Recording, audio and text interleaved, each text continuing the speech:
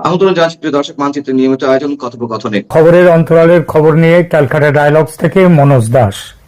প্রধান উপদেষ্টা মোহাম্মদ ইউনূসের বিশেষ সহকারী, জাতীয় ঐকমত্য কমিশনের ভাইস চেয়ারম্যান এবং সাংবিধানিক সংস্কার কমিশনের প্রধান হিসেবে দায়িত্ব পালন করে আসা আমেরিকার ইলিনয় স্টেট ইউনিভার্সিটির বিশিষ্ট অধ্যাপক ডক্টর আলী রিয়াজ একজন লেখকও বটেন।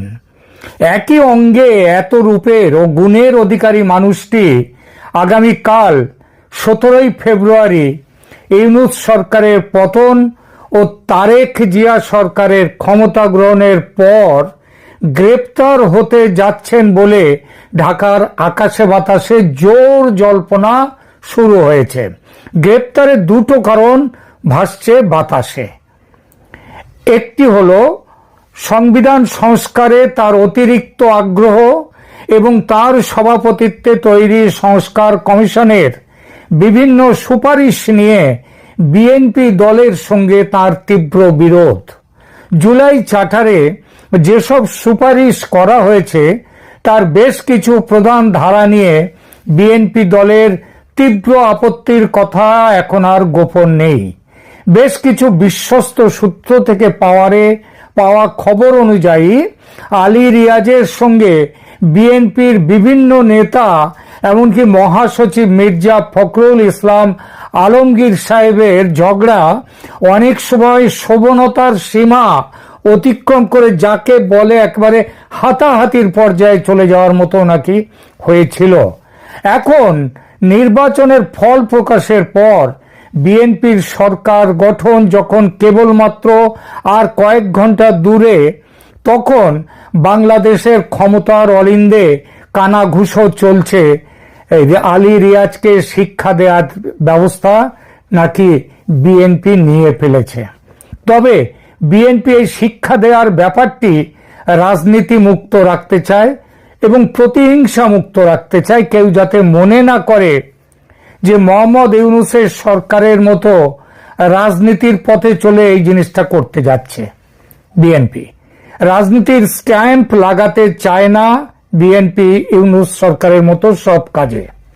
তাতে সরকারের ভাবমূর্তি যেমন ক্ষুণ্ণ হবে না, তেমনি আইনের শাসনের প্রবর্তন দেওয়ার বার্তাও যাবে জনগণের কাছে।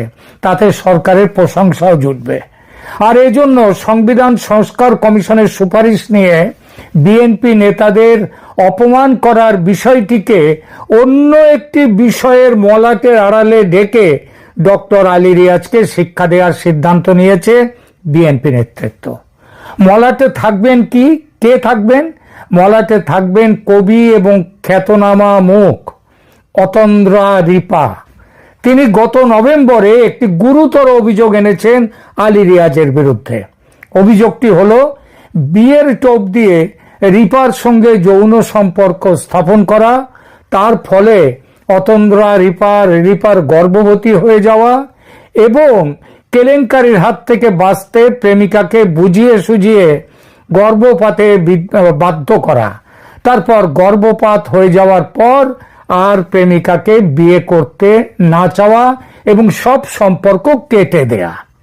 ক্ষুব্ধ প্রেমিকা তখন পুলিশের কাছে যান নালিশ করতে। কিন্তু ইউনূসের পুলিশের সাধ্য কি যে ইউনূসের বন্ধুকে ধরে? যেখানে খুনের দায়ে অভিযুক্ত ব্যক্তিরা বুক ফুলিয়ে ঘুরে বেড়ায় বাংলাদেশের রাজপথে, সেখানে ডক্টর আলী রিয়াজের মতো পণ্ডিত মানুষ, গুণী মানুষ ধর্ষণের মতো সামান্য অপরাধে, কথা ভাঙার অপরাধে, ছলনার অপরাধে হাজতে ঢুকবেন? এমনটা হয় কখনো? হয় না।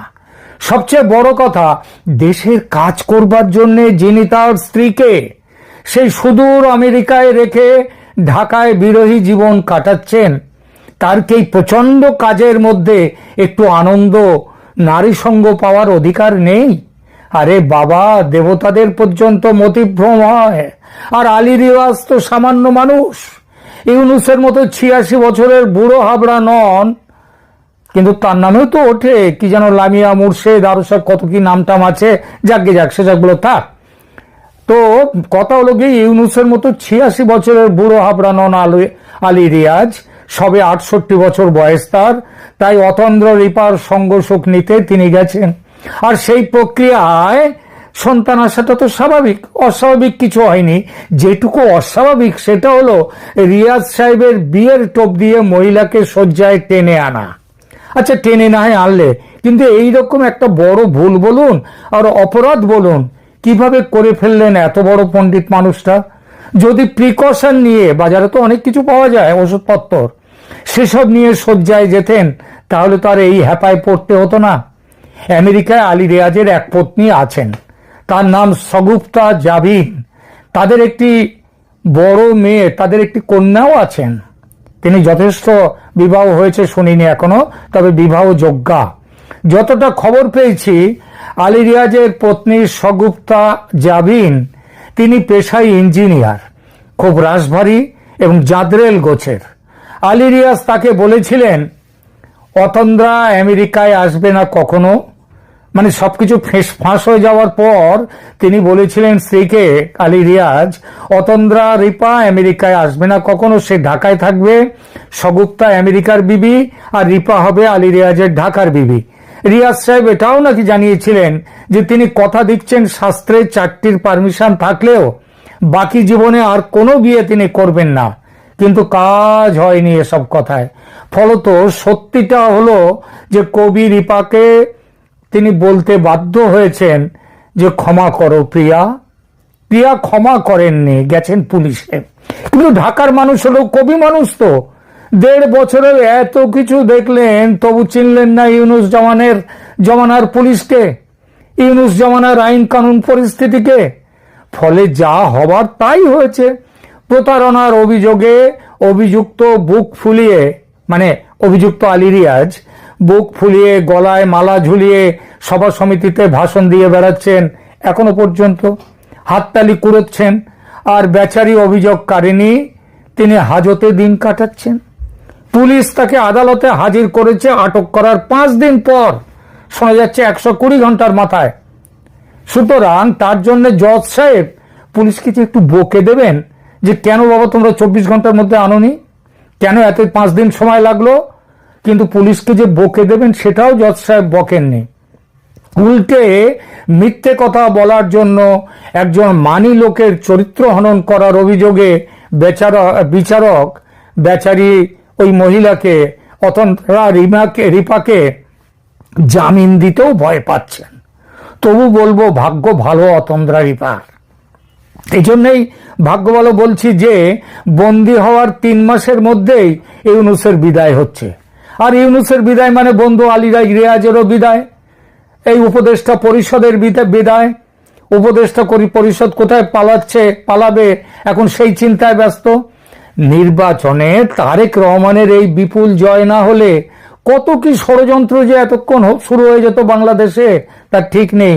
চাকা ঘুরেছে বলেই তো অতন্দ্রার জেল হাজত থেকে বেরোবার সম্ভাবনা তৈরি হয়েছে, আর রিয়াজ সাহেবের জেলে যাওয়ার সম্ভাবনাও তৈরি হয়েছে। আর বিএনপির পরিকল্পনায় জুলাই চার্টারের দায়ে রিয়াজ সাহেবের ঝুঁটি ধরে টান মারা নয়, টান মারা হবে এক মহিলাকে বিয়ের টোপ দিয়ে তার সঙ্গে যৌন সংসর্গ করা এবং তাকে প্রতারণার অভিযোগ। দেখুন, আইনের একটা মৌলিক নীতি হলো ইকুয়ালিটি বিফোর ল, বা আইনের চোখে সবাই সমান। কিন্তু অতন্দ্রা রিপা এবং আলী রিয়াজকে কেন্দ্র করে সাম্প্রতিক ঘটনাবলী সেই নীতিকে এক বড় প্রশ্নচিহ্নের সামনে দাঁড় করিয়ে দিয়েছে। একটি গণতান্ত্রিক বা সংস্কারমুখী রাষ্ট্রে অভিযোগকারীর তো সুরক্ষা পাওয়ার কথা, কিন্তু বাংলাদেশে দেখা যাচ্ছে উল্টো ছবি। যখন একজন নারী একজন ক্ষমতাধর ব্যক্তির বিরুদ্ধে সুনির্দিষ্ট অভিযোগ আনেন, তখন কোনো তদন্ত না করেই তাকে চরিত্র হননকারীর তকমা দিয়ে গ্রেপ্তার করা এবং আইনি সময়সীমা লঙ্ঘন করে 120 ঘন্টা আটকে রাখা স্পষ্টতই ক্ষমতার অপব্যবহার। এখানে তো আলী রিয়াজ মামলা করেননি যে তার চরিত্র হনন করেছে, মানহানির মামলা, সেটা তো আলী রিয়াজ করেনি। একটি মহিলা, একটি মেয়ে অতন্দ্রা রিপা মামলা করেছিল যে তাকে প্রতারণা করা হয়েছে। কিন্তু কি করা হলো, তাকেই অতন্দ্রা রিপাই এখন জেল হাজতে। আর আলী রিয়াজ ওই যে বললাম মালা ঝুলিয়ে গলায় তিনি ভাষণ দিয়ে যাচ্ছেন। আলী রিয়াজ, এটা এই যে ব্যাপারটা, এটা তো একেবারে স্পষ্টত ক্ষমতার অপব্যবহার। আলী রিয়াজ অন্তর্বর্তী সরকারের অত্যন্ত প্রভাবশালী ব্যক্তি এবং জুলাই সনদের উপকার হওয়ার কারণে তাকে জিজ্ঞাসাবাদের আওতায় না নিয়ে আসাটা বিচার বিভাগীয় নিরপেক্ষতা যে একেবারে শেষ হয়ে গেছে সেইটাই বুঝিয়ে দেয়। বাংলাদেশের সংবিধানের 33/2 অনুচ্ছেদ অনুযায়ী গ্রেপ্তারের 24 ঘন্টার মধ্যে অভিযুক্তকে আদালতে হাজির করা বাধ্যতামূলক। অতন্দ্রা রিপার ক্ষেত্রে এই 120 ঘন্টার বিলম্ব কেবল মানবাধিকার লঙ্ঘন নয়, বরং অভিযোগকারীকে স্তব্ধ করে দেওয়ার একটা নোংরা রাষ্ট্রীয় কৌশল। আলী রিয়াজ এবং মুখ্য উপদেষ্টার প্রেস উইং একেবারে প্রথম দিন থেকেই, শুরু থেকেই এই অভিযোগকে ভিত্তিহীন বলে উড়িয়ে দিচ্ছে।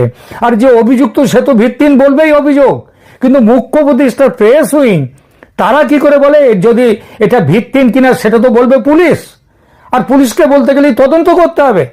অথচ একটি স্বাধীন তদন্ত কমিটি গঠন করে সত্য উদ্ঘাটন করা ছিল সরকারের নৈতিক দায়িত্ব।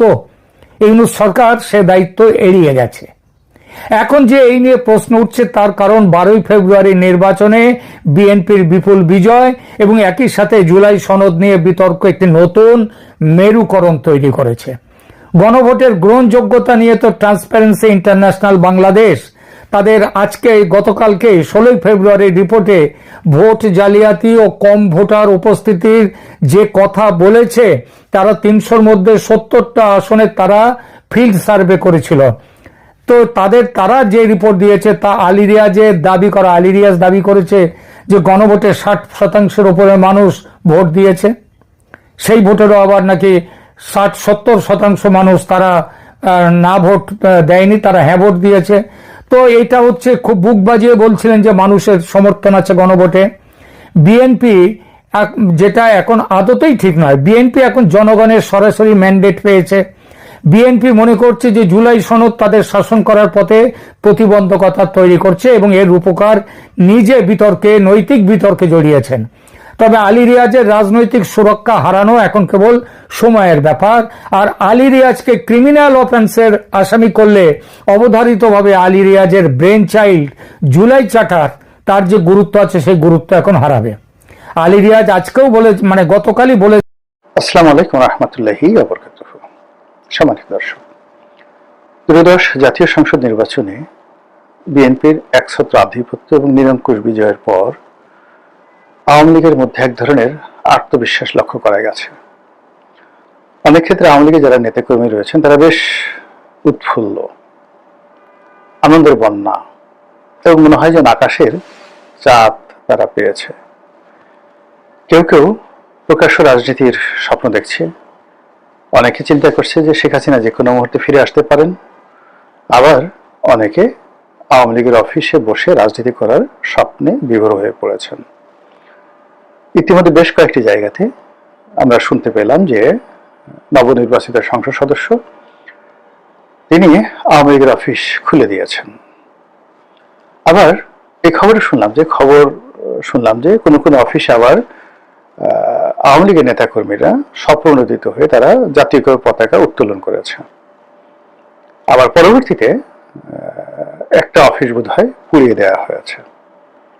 তো এখানে দেখুন যে নির্বাচনের সময় নিঃসন্দেহে এমন কিছু ঘটনা ঘটেছে আওয়ামী লীগের মধ্যে এবং বিএনপির মধ্যে, যার কারণে বিএনপির নেতাকর্মীরা বিপুল সংখ্যক আওয়ামী লীগের ভোটারদের ভোট তারা লাভ করেছে এবং প্রায় সব নির্বাচনী এলাকাতে যারা বিএনপির প্রার্থী ছিলেন তারা আওয়ামী লীগ ভোটার, আওয়ামী লীগের রাজনীতি থেকে শুরু করে আওয়ামী লীগ ব্যাপারে বড় বড় ইতিবাচক কথা বলেছেন। তাদের বক্তব্য হলো যে যারা অন্যায় করেননি, যারা ভালো কাজ করেছেন, কেবলমাত্র আওয়ামী লীগ করার কারণে তাদের বিরুদ্ধে কোনো রকম অন্যায় করা যাবে না, তাদেরকে হয়রানি করা যাবে না এবং তাদেরকে প্রকাশ্যে রাজনীতি করতে দিতে হবে এবং আমরা সেই নিরাপত্তা দেব। কোনো কোনো এলাকাতে সংসদ সদস্য যারা প্রার্থী তারা আওয়ামী লীগকে নিজেদের কাছে নিয়ে নিয়েছেন এবং আওয়ামী লীগের নিরাপত্তা দেওয়ার ব্যাপারে তারা দৃঢ়তা প্রদর্শন করেছেন, আওয়ামী লীগের জিম্মা নিয়েছেন। এবং আরো অবাক করার ব্যাপার হলো কিছু কিছু এলাকাতে নির্বাচনের পর আওয়ামী লীগের নেতাকর্মী সেই বিএনপির এক শ্রেণীর নেতাকর্মীর সঙ্গে একত্র হয়ে, বিএনপির মধ্যে যে গ্রুপ থাকে, দুটো গ্রুপ থাকে, তো একটা গ্রুপ আওয়ামী লীগের লোকের সাথে একত্র হয়ে তারা বিএনপির প্রতিপক্ষকে আচ্ছা মতো ঠ্যাঙ্গানি দিচ্ছে, এবং সেই ঠ্যাঙ্গানিতে বিএনপির যারা লোকজন তারা কান্নাকাটি করে রীতিমতো অস্থির, এবং তারা এখন না পারছে বলতে, না পারছে সহ্য করতে। কারণ হলো আওয়ামী লীগ টাকা মারেনি, বিএনপির যারা লোকজন আছে তারা আওয়ামী লীগের সাহায্য নিয়ে তাদের প্রতিপক্ষকে আচ্ছা মতো পিটুনি দিয়েছে। এটা যেখানে আওয়ামী লীগের বিদ্রোহী প্রার্থী হয়েছিল, না বিএনপির বিদ্রোহী প্রার্থী হয়েছিল, তো সেক্ষেত্রে বিদ্রোহী প্রার্থী যদি বিজয়ী হয়ে থাকে তাহলে ধানের শীর্ষের প্রার্থীর সমর্থকদেরকে মার দিচ্ছে, আর ধানের শীর্ষের প্রার্থী যদি বিজয়ী হয়ে থাকে তাহলে বিদ্রোহী প্রার্থীর যারা লোকজন রয়েছে তাদেরকে মারধর করছে। এবারে যারা বিএনপি জোটের শরিক দল হিসেবে বিজয়ী হয়ে এসেছেন, তো এই বিজয়ীরা তাদের নিজেদের দল, তারপরে ধানের শীষের যারা কমিটির যারা লোকজন, তারা আওয়ামী লীগের ভোট সবার সাহায্য এবং সহযোগিতা নিয়েই সংসদে এসছে, এবং সেই এলাকাগুলোতে এখন আইন শৃঙ্খলা রীতিমতো হুমকির মুখে। ব্যাপক সংঘর্ষ হচ্ছে বিভিন্ন জায়গাতে, এবং এটি বাড়তে থাকবে। তো এই যে একটি অবস্থা, সেই অবস্থায় নিঃসন্দেহে আওয়ামী লীগের যারা লোকজন রয়েছে তারা খুশি হবেন। এর কারণে গত 17টি মাসে তারা কোনো কাজ করতে পারেননি। অধিকান্ত ডক্টর মোহাম্মদ ইউনূসের যে জমানা, এটাকে মানে ওই যে পঙ্কজ উদাসের মতো নিকলো না নিকাব জামানা খারাপ হ্যায়, তো তারা বলতে গেলে অনেকটা হিজাব পরে, আওয়ামী লীগের লোকজন অনেকটা হিজাব পরে সমাজে চলাফেরা করতেন, আর কোনো অবস্থাতে সেই হিজাব বা নেকাব তারা খুলতেন না। এর কারণে জমানা খুব খারাপ। ডক্টর মোহাম্মদ ইউনূসের জমানা তাদের কাছে ভীষণ রকম বিষদায়ক ছিল। ফলে যে কোনো মূল্যে তারা ডক্টর মোহাম্মদ ইউনূসকে হটানোর জন্য বিএনপিকে সাহায্য করেছে, সহযোগিতা করেছে, এটা এখন একটা ওপেন সিক্রেট। তো কাজেই বিএনপি যখন বিজয়ী হয়েছে তখন তারা বিএনপির কাছে চাচ্ছে যে প্রতিদান চাচ্ছে। তো এই গেল দেশের অভ্যন্তরীণ রাজনীতিতে নির্বাচন কেন্দ্রিক বিএনপি এবং আওয়ামী লীগের যে সমঝোতা, এবং নির্বাচন পরবর্তী সময় বিএনপি এবং আওয়ামী লীগের এই সখ্যতাকে নিয়ে দেশের স্থানীয় রাজনীতি এটা কেমন চলছে তার একটি প্রাথমিক যাকে বলা হয় জরিপ। এর বাইরে যেটি হবে আগামীতে সেটি আরো ভয়াবহ। ভয়াবহ যে সকল আসনে জামাত জয়লাভ করেছে, সে সকল আসনে জামাতের সঙ্গে আওয়ামী লীগের লোকের সখ্যতা হবে। এই কারণে হলো বিএনপি যে কাজগুলো তারা করছে, সেটা সেই কাজগুলো হলো চাঁদাবাজি, মাস্তানি, রাহাজানি, তো এইগুলো করে পুরো সমাজের যে নিয়ন্ত্রণ তাদের হাতে। আর যেহেতু তারা টাকা পয়সা কালেকশন করছে, থানা পুলিশের যে সকল দুর্বৃত্ত রয়েছে, যে সকল বাজে লোক রয়েছে, তাদের সঙ্গে এই ধরনের চাঁদাবাজদের একটা ভালো সম্পর্ক থাকে, ভাগাভাগি, বিচার সালিশ সবকিছু। তো সেক্ষেত্রে যিনি জামাতের সংসদ সদস্য, তিনি তার নেতাকর্মীদেরকে নিয়ে বিএনপির যে চলমান যে দখল বাণিজ্য, চাঁদাবাজি, মাস্তানি, এইগুলোর বিরুদ্ধে তিনি কিছুই করতে পারবেন না। তো সেক্ষেত্রে যারা একটু স্মার্ট, চালাক, তারা করবেন কি, প্রশাসনের সাহায্য এবং সহযোগিতা নিয়ে ব্যাপক মাত্রায় আওয়ামী লীগ নেতাকর্মীদেরকে পুনর্বাসিত করার চেষ্টা করবেন। এবং আওয়ামী লীগ যদি সেই এলাকাতে ফিরে আসে এবং জামাতের নেতাকর্মীদের সঙ্গে যদি আওয়ামী লীগ একত্র হয়, তার সঙ্গে যদি জামাতের এমপি সাহেব থাকেন, তো সেখানে জামাত এবং আওয়ামী লীগ খুব দ্রুত জনপ্রিয় হয়ে উঠবে। এবং তারা কি করবে, বিভিন্ন জায়গাতে স্টায়ারিং কমিটি করবে, চাঁদাবাজ প্রতিরোধ স্টায়ারিং কমিটি, তারপর দুর্নীতি প্রতিরোধ স্টায়ারিং কমিটি, শান্তি শৃঙ্খলা রক্ষাকারী স্টায়ারিং কমিটি। এবং এই কমিটির সঙ্গে মুসল্লিরা থাকবে, ইমামরা থাকবে, শিক্ষকরা থাকবে, আওয়ামী লীগের নেতাকর্মীরা থাকবে, এবং ভালো ভালো আওয়ামী লীগের বদমাশগুলো নয়, ভালো ভালো নেতাকর্মীরা থাকবে, এবং জামাতের লোকজন থাকবে।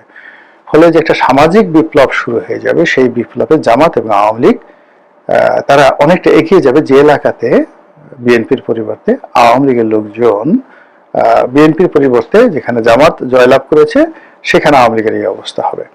তো কাজে আগামীতে যে সংসদের ভিতরে রাজনীতি হচ্ছে, সংসদের বাইরের রাজনীতি হচ্ছে, পথে ঘাটে মাঠে দূতাবাসগুলোতে যা কিছু হচ্ছে, সব জায়গাতেই অনিবার্য হিসেবে আওয়ামী লীগ চলে আসবে, বিএনপির সাহায্যকারী শক্তি হিসেবে, জামাতের সাহায্যকারী শক্তি হিসেবে, কিংবা অন্যান্য যে সকল ছোট ছোট রাজনৈতিক দল যারা বিএনপির ধানের শীষ নিয়ে বা বিএনপির সমর্থন নিয়ে বা সংসদ সদস্য হয়েছে, তাদেরকেও আওয়ামী লীগের সহযোগিতা নিতে হবে এলাকায় মুভমেন্ট করার জন্য।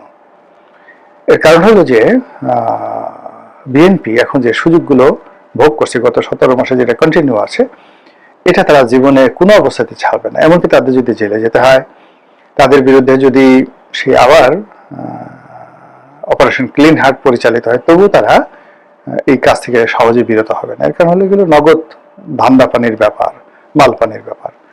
এক একটি এলাকাতে, যেমন কারণ বাজার এলাকাতে শোনা কথা, ডেলি কয়েকশো কোটি টাকার, আল্লাহ মাফ করুক, আমি 1 কোটি টাকাও একসাথে দেখিনি কখনো। তো কয়েকশো কোটি টাকা, এখানে একটা জিনিস বলে রাখা ভালো, আমি কিন্তু মানে 1 কোটি টাকা একসাথে দেখিনি, মানে ব্যাংক থেকে উঠে 1 কোটি টাকা একত্রে রেখে আমার হয়নি, ট্রানজাকশন হয়েছে, বহু ট্রানজাকশন হয়েছে। হয়তো আমার সহায় সম্পত্তি বিক্রি করলে বা একত্রে করলে কয়েক শত কোটি টাকা হবে। আল্লাহ আমাকে সেই এমপি হওয়ার অনেক আগে, আজ থেকে 25 বছর আগে, সেই 100 কোটি টাকার মালিক করেছেন।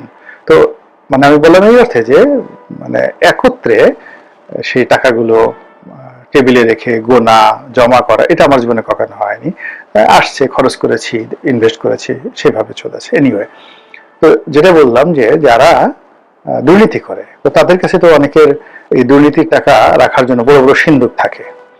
1 কোটি টাকা যদি আপনার কাছে থাকে, 1000 টাকার বান্ডেল যদি হয়, তাহলে কতগুলো বান্ডেল লাগে? 100টা বান্ডেল লাগে 1 কোটি। যদি 100 কোটি হয়, তাহলে কতগুলো বান্ডেল লাগে, কতগুলো ট্রাঙ্ক লাগে, কতগুলো যাকে বলা সিন্দুক লাগে। এবং এই ধরনের মানে 100 কোটি টাকা কারণ বাজার থেকে যদি কেউ বহন করে নিতে হয়, তাহলে তো তার একটা রীতিমতো পিক আপ লাগবে।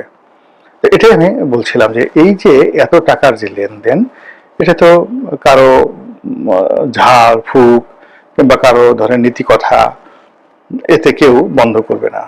টাকার আনন্দ, টাকার লোভ, টাকার লালসা, টাকার মায়া, টাকার মোহ এত নির্মম, এত নিষ্ঠুর যে টাকার জন্য অনেকে দেশ বিক্রি করে, টাকার জন্য অনেকে নিজের মাকে বিক্রি করে দেয়, স্ত্রীকে বিক্রি করে দেয়, কন্যাকে বিক্রি করে দেয়, টাকার জন্য নিজের কিডনি বিক্রি করে দেয়, নিজের চোখ বিক্রি করে দেয়, হার্টের বাল্ব বিক্রি করে দেয়।